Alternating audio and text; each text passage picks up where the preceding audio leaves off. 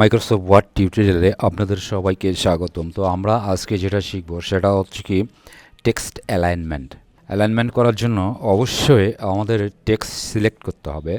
তো এইটুকু আমরা সিলেক্ট করলাম। সিলেক্ট করার পরে আমরা জাস্ট নর্মালি যদি আমরা এখানে ক্লিক করি তাহলে যে টেক্সটগুলো আমরা সিলেক্ট করেছি সেগুলো মাঝ বরাবর চলে আসবে। তো যদি আমরা কিবোর্ডের সাহায্যে লেখাকে সেন্টারে নিতে চাই তাহলে যেটুকু লেখা সেন্টারে নেওয়ার প্রয়োজন সেটুকু সিলেকশন করব। কিবোর্ড থেকে কন্ট্রোল চেপে ধরে চাপ দিব। কন্ট্রোল হচ্ছে সেন্টার। এইখানে যদি আমরা ক্লিক করি এটা হচ্ছে অ্যালাইন টেক্সট রাইট। এখানে ক্লিক করলে টেক্সটটা আমার রাইট পাশে আসবে, অথবা এইখানে ডান পাশে টেক্সটগুলো মিল থাকবে আর বাম পাশে টেক্সটগুলো এটা অমিল থাকবে। আর কন্ট্রোল চেপে ধরে যদি আমরা দেই তাহলে রাইট অ্যালাইন হবে। আবার যদি টেক্সটগুলোকে বামে নেওয়ার প্রয়োজন হয় সেক্ষেত্রে আমরা এখানে ক্লিক করব, তাহলে টেক্সটগুলো অ্যালাইন টেক্সট লেফট হবে, মানে লেফট সাইডে মিল থাকবে আর রাইট সাইডে অমিল থাকবে।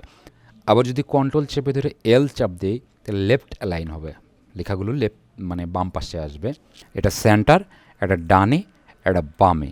আর এটা হচ্ছে জাস্টিফাই। এই জাস্টিফাই যদি আমরা ক্লিক করি তাহলে লেখাটা হবে কি ডান পাশে এবং বাম পাশে মিল হয়ে যাবে অটোমেটিক। তো সাধারণত কাজ করার সময় আমরা যখন দুই পাশে লেখা থাকে, অনেক বেশি লেখা থাকে, তখন আমরা কিন্তু এখানে জাস্টিফাই দিয়ে থাকি। জাস্টিফাই দিলে ডানি এবং বামে মিল হয়ে যাবে।